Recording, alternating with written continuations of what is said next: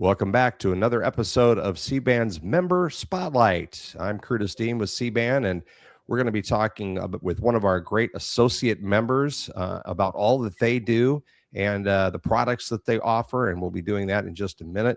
First, I want to give a little shameless plug to the awesomeness that is going to be the CBAN Spring Summit. It is coming up on April 1st through 3rd in Ames, Iowa. Registration is open, and we've got both our vendor shows floor starting to populate, and we've got people registering to attend from across the region. So it is time for you to get on board with that too. Go to our website at broadbandaction.com. You'll see the banner. Click that. You can see the agenda, and we've got a really full and action-packed agenda. So we'll hope to see you there at the CBAN Spring Summit. And without further ado, it's time to move on to our focus of the day. Our spotlight is on the folks at Fibersmith, and this is Josh Johnson, the CIO of Fibersmith. They are a CBAN Associate Member and supporter of CBAN. Thanks for coming on with us, Josh. Thanks for having me on. We're excited to have a lively discussion. I got to know you and your team last year, not probably about this time, and I think it was Stephanie and Allie will attest that I saw you guys at a trade show, and I said, wait, do you do OSS/BSS? And they got like, yeah. And I'm like, all right. And they thought I was weird because who gets excited about software? But I was, because last year at this time, we were preparing for our 2025 Spring Summit and the OSS/BSS Spotlight. And so I met somebody that did that. And it was great to have you guys come up from Columbia Mo, and hopes paying dividends for you. Yeah, it definitely has. I can verify that story because I received a text message and a phone call probably within 10 minutes of that conversation. I think I was at MTA in Minnesota at the time, basically telling me I was heading to Ames in a couple of weeks to talk about Here's our software. Your orders. Pretty much. I try to just stay out of trouble, and they direct me out to talk to folks about what we've got going on. So it was a great opportunity, and it was a really good show for us. So yeah. Great. Well, let's talk about Fibersmith as a company altogether. Tell me a little bit about how did Fibersmith come into being, Josh? So Fibersmith is a multi-headed monster. So Fibersmith got its start from a guy by the name of Donnie Smith. So if you've been around trade shows, he looks like Santa Claus with a cowboy hat. He is the founder of Jaguar Communications, which was one of the first fiber to the home ISPs in the country way back in, gosh, it would have been early 2000s, late 90s. Yeah, somewhere in there. Yep. But it was up there in Blooming Prairie, Minnesota. And so he started that company. He was Calix before Calix, all these things. And he ultimately sold that company and retired for about 30 seconds before he started getting calls from friends needing help building fiber networks. And so then he being Donnie, of course, went and helped folks. And then he did that for a bit. I think that was, I want to say 2013-ish. He made it official and realized he needed to, if he was going to help folks, he needed to probably put a company together and this and that. So he created Fibersmith, which basically was an engineering consulting firm to help folks build fiber networks and serve people. And so that engineering group grew, and he ultimately brought on a guy by the name of Nick Pena, who is actually currently the CEO of our engineering group. He was a coworker of mine, a friend of mine, and they really got the engineering group going. And then in 2017, I was working for a CLEC, and that season was coming to an end, and I wanted my next adventure, and then we created the Fibersmith software side. And from there, we started developing our software platform. And so both those groups still operate today, and we stay busy. And Donnie has not officially retired again yet, although Marcia, his wife, would really like him to do so. It's hard. We all know so many people in this industry that it's hard to walk away because you're so passionate about it. And a lot of people, especially consultants, that are well into their 70s and they're still doing great work. So maybe if I'm lucky enough, I'll get to be one of those someday. I mean, if I make it to that age, I'm going to retire. I'm just calling it. But you never know. I may change my heart. So Yeah. Well, retirement is simply doing something different with the rest of your life. Maybe that's volunteering. Maybe that's doing a different career. Maybe it is golfing. I don't know. Yeah. But Yeah. we'll see what happens when we get there. Enough about our personal aging issues, Yeah. but let's talk a little bit about um, one of the pieces of software that you guys are well known for, and that's Vision. That is your operating and support and system support, business support systems. Yeah. So talk about Vision and how did Vision come into Vision? Yeah. So a little bit of background about myself. So I started in the telecom industry in 2000. So basically my first gig out of college. And so I personally have built operational systems for my entire career. Okay.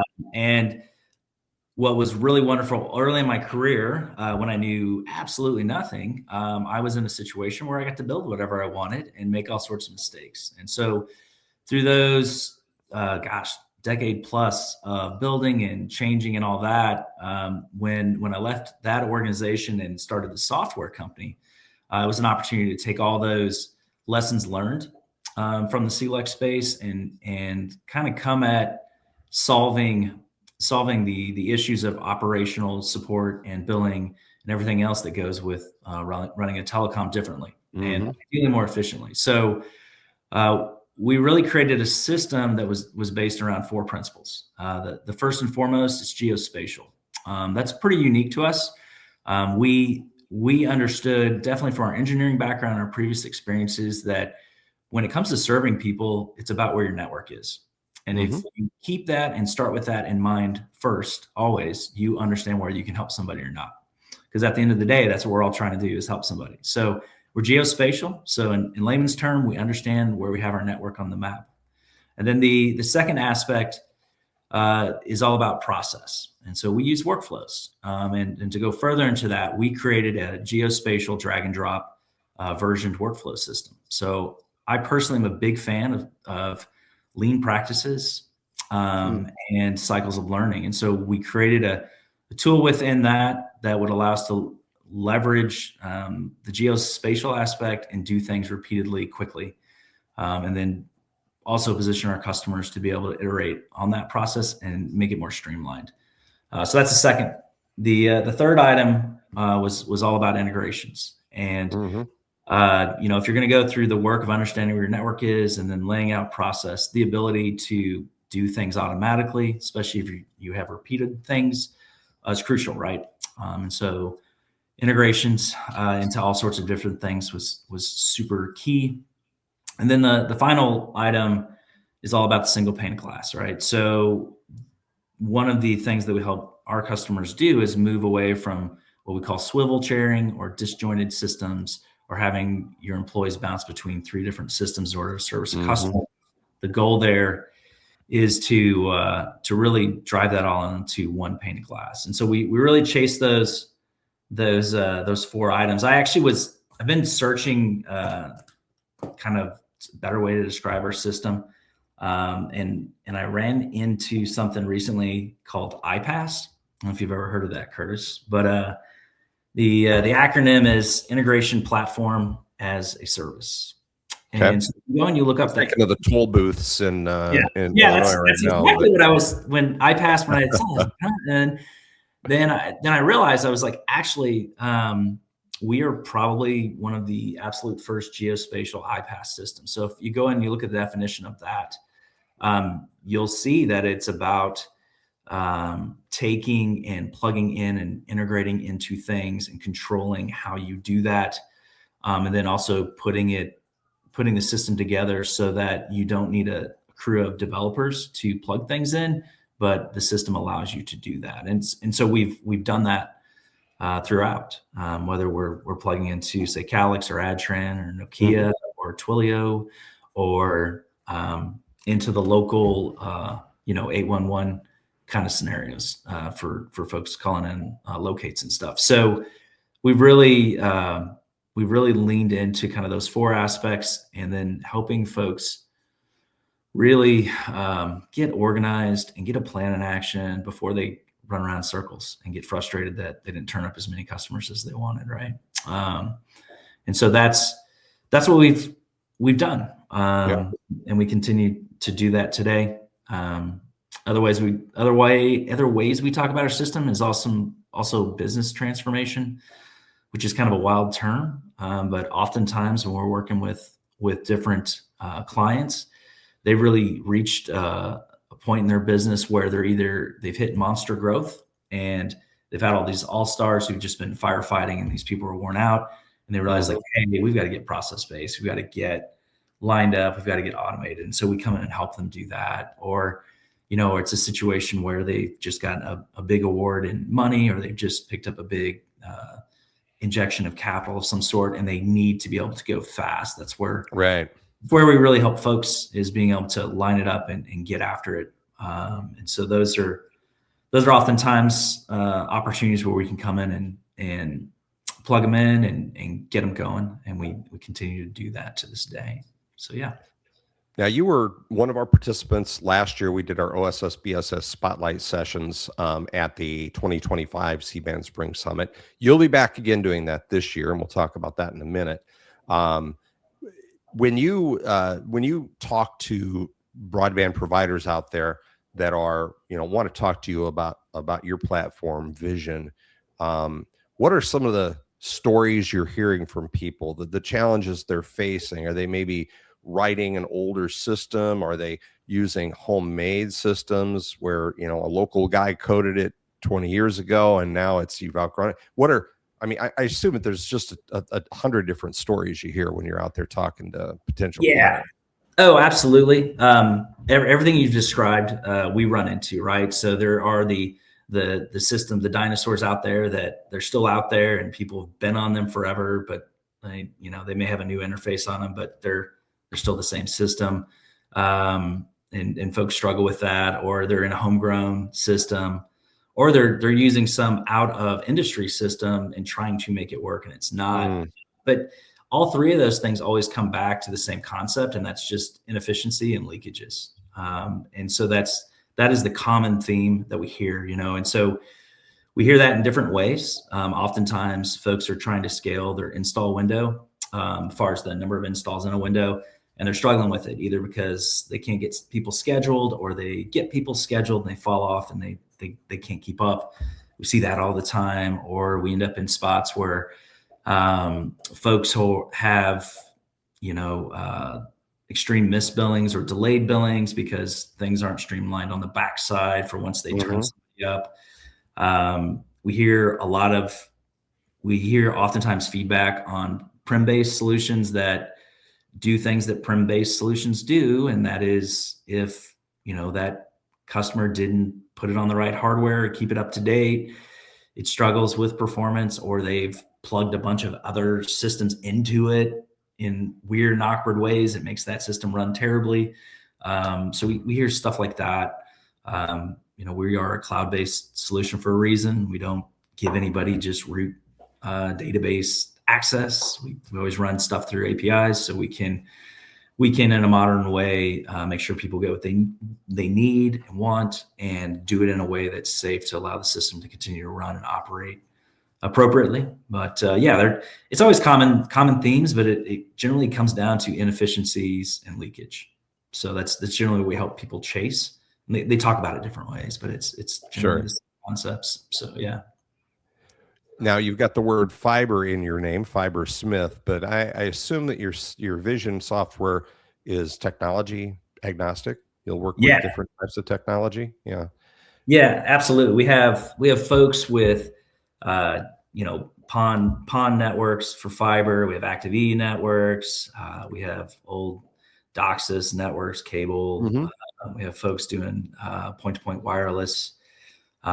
Even some DSL, unfortunately. So a combination of all of these. Yeah, I've got a combination in the mix. And what's interesting about our platform is we are agnostic about it. And because we lean into the spatial layer, our system through our workflow engine, and then understanding where your network sits, it can make decisions quickly to understand, hey, I'm dealing with this customer or this person, this prospect, or this lead wants a service. What can I provide them? Well, the system knows, says, okay, over here, you're gonna run off of this Trana AP, we can provide you this, this gig. Whereas, 10 miles away, it's like, oh, this is part of your pond Nokia plant. So like, we're going to interact with Altiplano. We're 2 states away. We've got an old Calix CMS network. And so we're plugging into that and vice versa. So we understand all of these things. And really that's super powerful. And I think that's pretty unique to us. And that goes back to that geospatial aspect. And I kind of maybe glanced over this, but we plug into outside plant records too. And that is still, believe it or not, a newer concept in this industry, where you actually digitize your plant records and start leveraging them within the software you're using to operate the company and ultimately bill from it and whatnot. So that puts us, in my opinion, a pretty big leg up on being able to help folks do what they want to do. So yeah. Fantastic. Well, I mentioned it before, so another shameless plug, not only for your appearance at the CBAN Spring Summit, but the Spring Summit itself. On April 1st, that is when we are doing our OSS BSS Spotlight sessions. So we've got a total of 7 different companies. Fibersmith and Vision is one of those that will be there that day. And so, you and your team are probably working on, how you're going to present that to the folks. I'm just looking it up. Your session is at 12:30 on April 1st. So not that I'm expecting everybody to write that down. I'm sure a lot of people are going to come and do all the sessions, but it sounds like you've got a good traction out of that last year. Was that your first visit to Iowa when you guys did the show last year? I think that may have been, well, no, I mean, I've been to Iowa a million times, right? But like that, I think show wise, software wise, yeah, that was definitely the first one. I mean, April 1st is April Fool's Day, right? And we got my calendar. Yes, it is. I think you should do something fun. Well played. Yeah, I think you should do something fun. I mean, everybody loves talking about billing software and operation software. It's perfect. It's perfect. Yeah, it's a fool's errand, shall we say? Yes, it is. Yes, it is. Yeah, but yeah, that show was one of the. I think that was probably our first Iowa show we'd been up to, as far as the software goes, and it was a good show. Like, you had an engaged group. There were a lot of folks there looking to understand what's out there. Right. Iowa itself traditionally has had a very, I'm going to say, a lot of different providers. And and ultimately that show was worth its weight in gold for us. We definitely enjoyed meeting those new prospects and turning a few of them into our customers. So yeah, it was a good show. Well, we greatly appreciate you guys being present last year and again this year, being sponsors and supporting CBAN as associate member. I'm going to put your URL back up here again. It's just www.fibersmith.co. I'll put these links in the description too. If those of you are just listening and you obviously can't see the link because you are using your ears and not your eyes. And Josh, I want to thank you for your time today. Again, thank you for supporting CBAN as an associate member and being part of our Spring Summit. Any closing thoughts that you'd like to leave to people? I appreciate the time to talk about what we've got going on. And if anyone is looking to improve in any of the ways I've talked about, we've always got time for a discussion. So yeah. Absolutely. Well, we want to appreciate, again, thank you very much for taking the time out of your day, Josh, to talk with us here and being on our member spotlight with us. And thank you all for listening or watching. We'll see you next time here on CBAN's Member Spotlight.